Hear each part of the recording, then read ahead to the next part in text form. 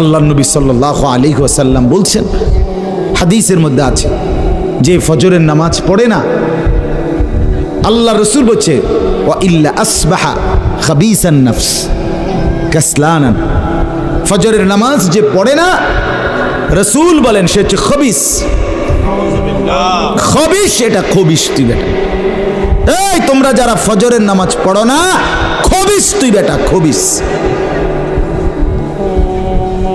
Powder লাগায়, আবার powder লাগাও কিত্তা, খবিস কোথাকার খবিস, আবার পাউডার লাগাও কিত্তা, ফেয়ার অ্যান্ড লাভলি ডলও কিত্তা।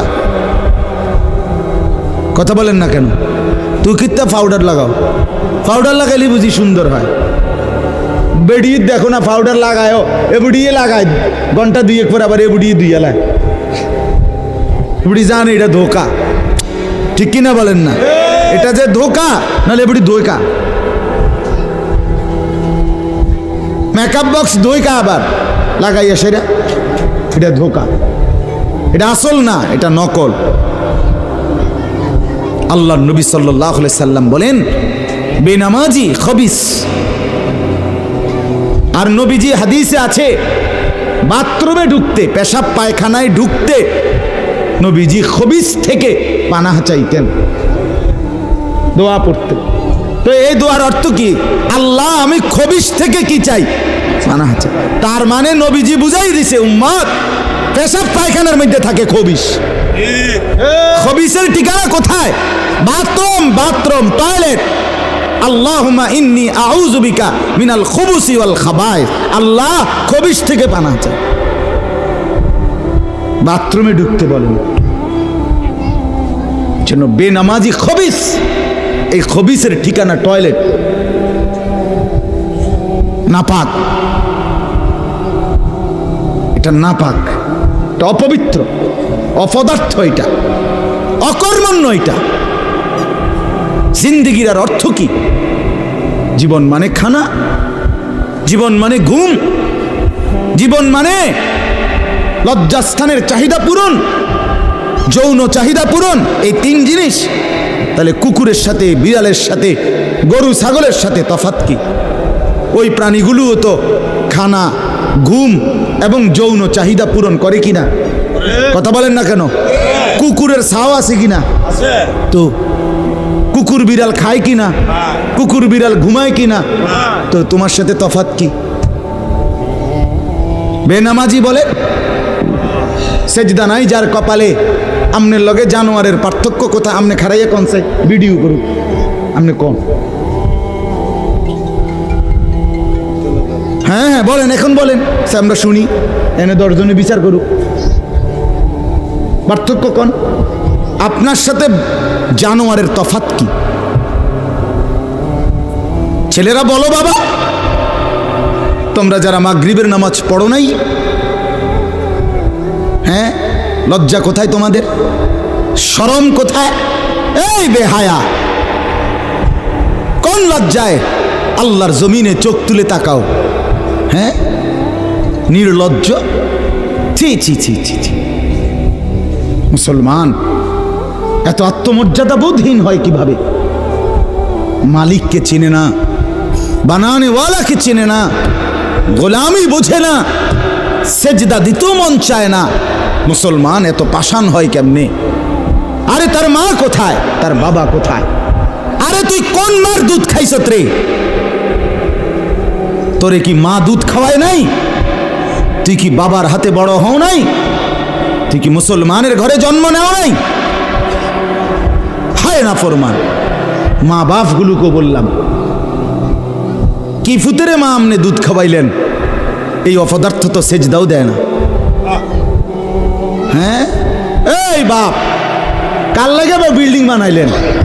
এই হাইওয়ান তো সেজদাও দেয় না। কার লাগে সোফা বানান? মাতবুরি দেখান, চা দোয়ানে বইয়া গপ মারেন, জিফুত লইয়া বালা আসি, কিতা বালা?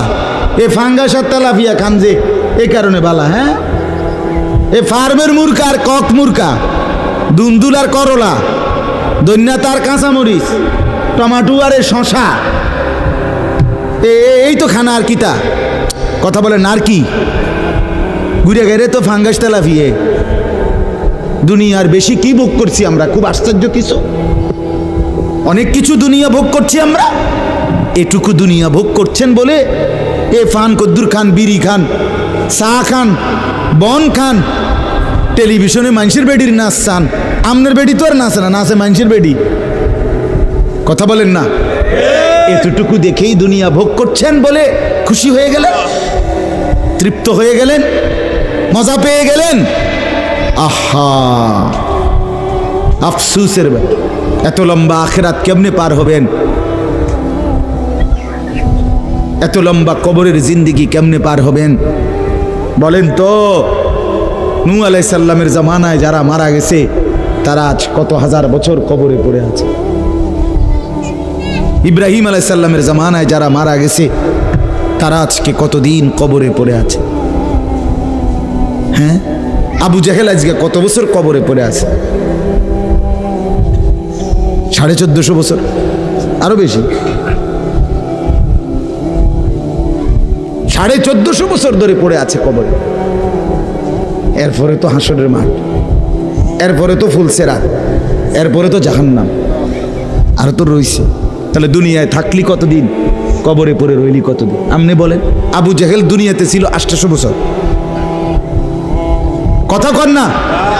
আবু লাহাব দুনিয়াতে জীবিত ছিল 900 বছর, তো কবরে আছে কত বছর? তো বাঁচছে কয় বছর? নাহলে 60 বছর, নাহলে 70 বছর, ঠিক কি না বলেন? তাহলে দুনিয়ায় ছিলি কতদিন, কবরে আসত কতদিন? আচ্ছা, এই কথাই এখনই মনে হইল। হ্যাঁ, এরপরে তো সামনেরটি রয়েছেই মিয়া, এখনো তো কিয়ামত আসে নাই, এখনো তো ইসরাফিল ফু দেয় নাই। একবার ফু দিবে, সব কবরে যাবে, আবার ফু দিবে, হাসরের মাঠ কায়েম হবে। আবার হাসরের মাঠের একদিন, খোদার কসম এই কোরআনে আল্লাহ বলছে, হাসরের ময়দানের এখন একদিন, প্রতি একটা দিন কয় ঘন্টা? হাসরের একদিন আল্লাহ বলছে 50,000 বছর, 50,000 সানা, 50,000 বছর। হাসরের ময়দানের পুরা সময় না, একদিন, একদিন। পুরা হাসরের মাঠ কতদিন সেটা আল্লাহই জানে। প্রিয় বন্ধু আমার, নষ্ট হয়েন না। ছেলেরা আমার, বাপ, বরবাদ হইও না। মনে করো কেউ বলে নাই, তবুও নষ্ট করো না নিজেরে। বাবা বলে নাই, মা বলে নাই, সর্দারে বলে নাই, মাতবরে বলে নাই, গ্রামের মুরব্বীরা বলে নাই, কেউ তোমারে কিছু বলে নাই, তবুও তুমি নিজেরে নষ্ট করে দিও না। হযরত ইব্রাহিম আলাইহিস সালাম পুরা কওম, আপন মা, আপন বাপ, সবাই মূর্তি পূজক, কেউ তো ওনাকে ইমানের দাওয়াত দেয় নাই, তবুও সেই ছোট্টবেলার থেকে তিনি ওইখানে থেকেই উনি খুঁজে নিছেন আল্লাহকে। কাকে খুঁজে নিছেন? আল্লাহকে খুঁজে নিছেন, আল্লাহকে তালাশ করে নিছেন। কওমের লোকেরা বলছে যে তারকা এটা রব। বলছে আচ্ছা ঠিক আছে, দেখি তো। কিছুক্ষণ পরে তারকা ডুবে গেছে। বলছে কই, রব আবার ডুবে কেমনে? পরের দিন এলাকার লোকরা বলছে চাঁদ, এটাই আমগো রব। বলছে আচ্ছা ঠিক আছে, মানে নিলাম, দেখি তো।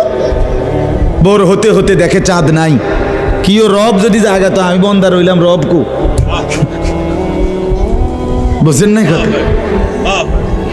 এরপরে বলছে সূর্য, এটা বড় সড়ো মোড়া তাজা, এটাই রব। হ্যাঁ, ইব্রাহিম আলাইহিস সালাম বলছে আচ্ছা দেখি তো। সন্ধ্যা হয়েছে আর সূর্যও ডুবে গেছে। তো ইব্রাহিম আলাইহিস সালাম বলছে হায় আমার কওম, কি কও এডি তোমরা? তোমার মাথা ঠিক আছে নি? রব কেমনে এর মোড়ে নামে? রব এমন হয় কেন? বানানেওয়ালা এত দুর্বল হবে কেন? তখন তিনি বলছে ইন্নী ওয়াজ্জাহতু ওয়াজহিয়া লিল্লাযী ফাতারাস সামাওয়াতি ওয়াল আরদা হানিফা ওয়া মা আনা মিনাল মুশরিকিন। যে না কওম শোনো, আমি তোমাদের বানানো কোনো দিকে ফিরবো না, আমি ফিরছি আমার চেহারা, আমার জিন্দেগি ফিরাইয়া দিলাম ওই সত্তার দিকে যিনি 7 আসমান ও জমিন পুরাটা বানাইছে। হানিফান, একনিষ্ঠভাবে আমি শুধু তার দিকে ফিরলাম। ওয়া মা আনা মিনাল মুশরিকিন, আমি মুশরিক